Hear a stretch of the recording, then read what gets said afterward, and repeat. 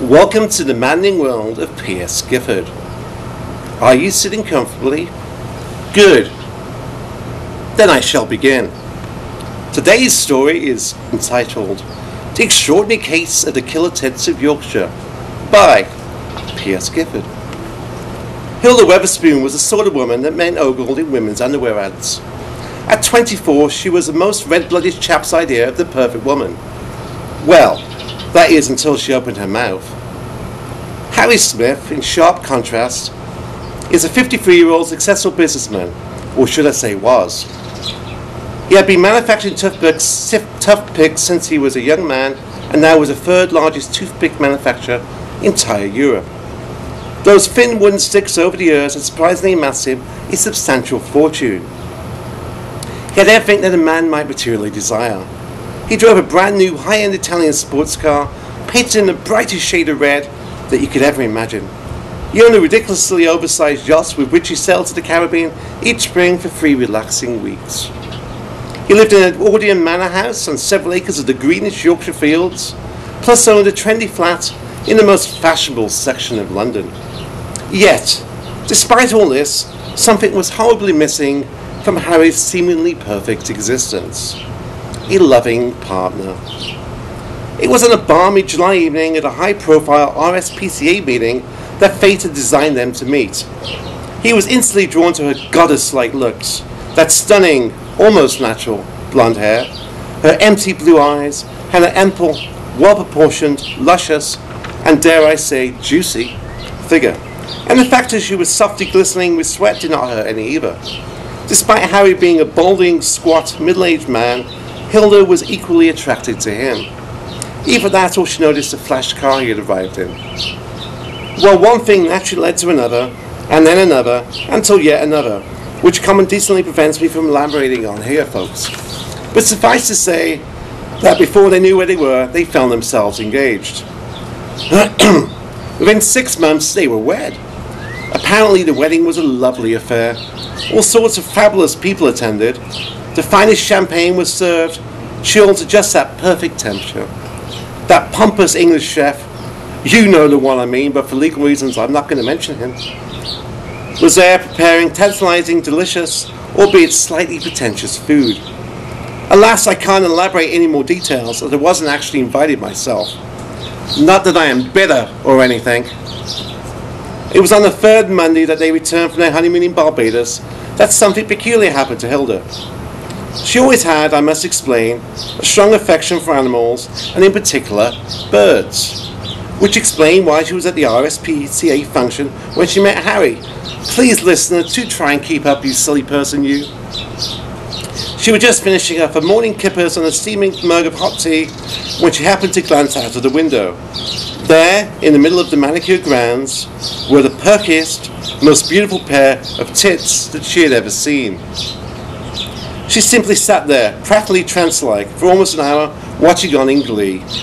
She recognized what types of tits they were at once, for they were none other than the legendary purple-chested Finley tit, a most spectacular, beautiful bird indeed, as those of you up on your ornithology can attest to. Hilda quickly raced to the local pet store in a rather jazzy little red convertible and returned loaded up with a variety of bird feeders, bird baths, and a variety of the best bird seed that money could buy. Later that evening, Harry arrived back from the toothpick factory, exhausted after incredibly hard 3 hours and 27 minutes of work and a 3-hour, 18-minute martini lunch. He parked his Italian car in the driveway and went inside the house.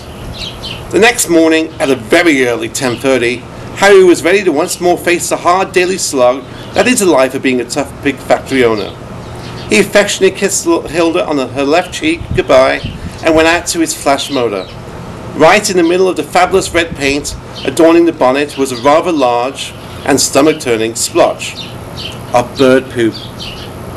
With disgust as he chanted incredibly long lots of swear words under his breath, some of them I've never even heard of before, he wiped it off with his monographed hanky. Later that day, when Hilda went out to feed her beloved Tits, she discovered that the word had gotten around the neighbourhood birds that she was a bit of a soft touch, for at least 3 dozen tits had now decided to call her rather posh part of Yorkshire their home.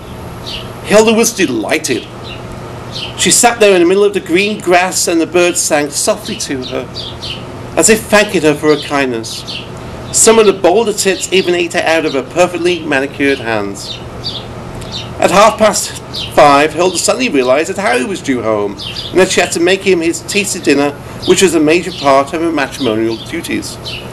10 minutes later, the frozen steak and kidney pies were in the microwave, a can of mushy peas had been opened, and a large can of ice-cold imported lager had been poured.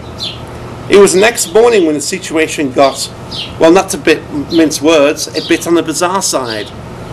As Harry donned his finest Italian white linen suit, kissed Hilda once more on her cheek, and went out to his car, instead of the exquisite sound of 12 cylinders sparking alive, Hilda heard a scream.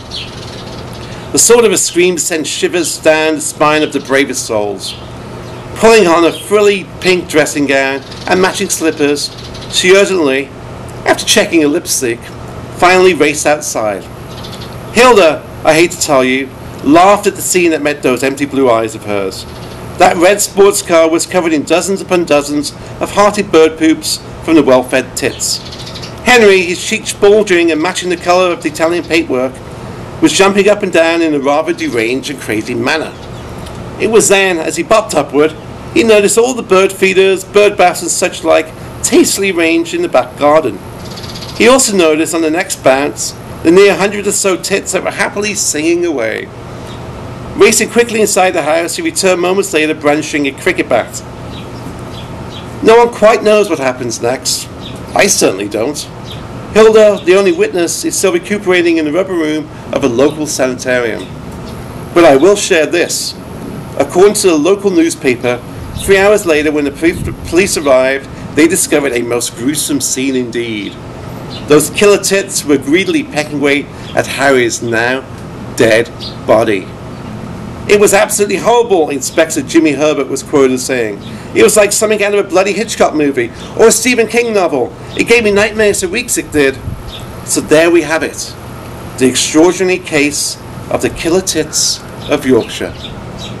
The end.